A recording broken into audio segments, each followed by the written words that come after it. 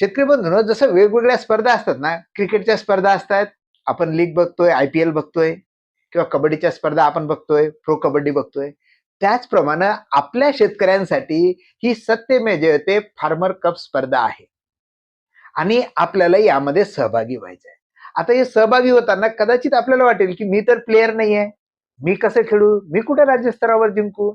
मी तर या वाशिम जिल्ह्यातला शेतकरी आहे, आकांक्षित जिल्ह्यातला शेतकरी आहे. मी 2 एकरावाला शेतकरी आहे, मी छोटा शेतकरी आहे, मी महिला शेतकरी आहे आणि मी कसं सहभागी होऊ आणि मी कसं जिंकू? मी तर कोरडवाहू शेतकरी आहे.